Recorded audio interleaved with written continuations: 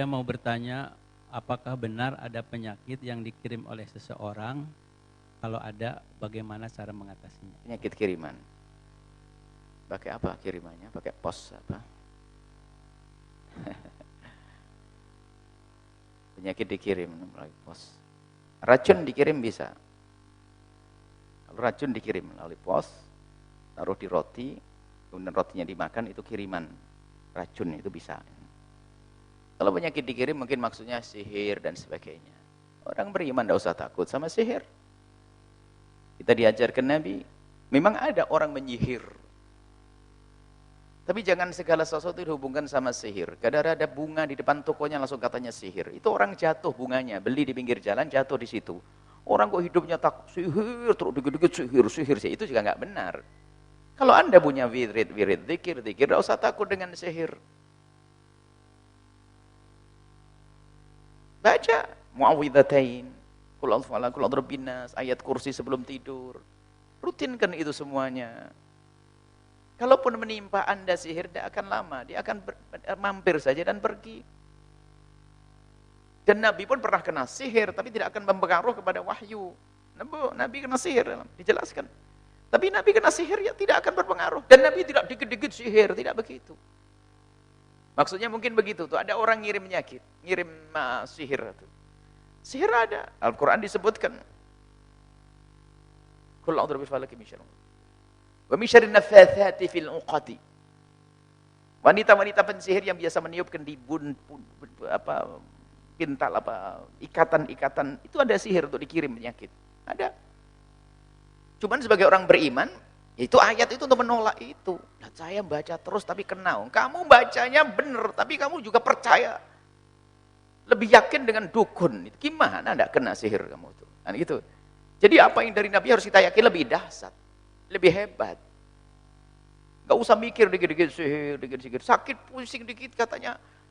Datang ke dokter katanya, kata dokter enggak ada. Alhamdulillah enggak ada. Syukurlah, enggak ada malah cari ada. Kata dokter enggak ada, baik sehat semuanya. Bukan enggak ada kalau kamu merasa sakit, belum ketemu, kan gitu. Kan ada penyakit-penyakit baru. Tinggal minta ya Allah sembuhkan, jangan sampai ada penyakit baru lagi ke saya. Enggak langsung ke sihir-sihir. Sihir itu rutin, kita hendaknya menolak sihir dengan wirid yang kita baca. Itu orang beriman. Dan enggak usah pakai jimat. Jimat itu bukan sesuatu yang harus. Jimat itu macam-macam. Kalau kita meyakini jimat punya kekuatan syirik. Tapi jimat ini adalah dalam riwayat, jimat itu adalah kalimat-kalimat yang ditulis, kemudian dikalungkan pada seorang anak pada zaman Sayyidina Abdullah bin Umar. Ada anak kecil pengen dihindarkan dari sihir, maka dikalungkan kalimat-kalimat, itu harus terhormat. Dikalungkan di kalimat, itu kan anak kecil pasang jimat. Kalau sudah tua bisa baca Quran, jangan pakai jimat, baca sendiri. Pakai jimat ini. Tapi jangan seperti sebagian orang, jimat langsung syirik-syirik. Cuman kita lihat ceritanya seperti apa. Baca zikir, zikir ada pahalanya. Jimat ditempelin, nggak dapat pahala orang tua jimatan. Maaf yang suka jimat langsung di. Kita perlu banyak zikir kepada Allah. Kalau engkau dengan Allah, Allah denganmu. Jangan. Nah, kemudian kami himbau jangan segala hidupmu diurus hubungkan dengan sihir-sihir. Sebenarnya kalau kita sering ngomong sihir-sihir suudzon sama orang. Buya usaha saya bangkrut, ada yang nggak seneng sama saya. Semua manusia ada yang nggak seneng, Nabi aja nggak seneng, apalagi ente. Pengen orang seneng semuanya, kok pusing? Semua orang ada nggak seneng sama kita. Tinggal kita menata hati. Cuman ini loh, kadang-kadang dikit-dikit toko nggak laku, ada yang nggak seneng Buya. Ada yang masang apa? Masang kusen tuh. Aneh, nggak usah kita macam-macam. Kita perlu lapangkan hati.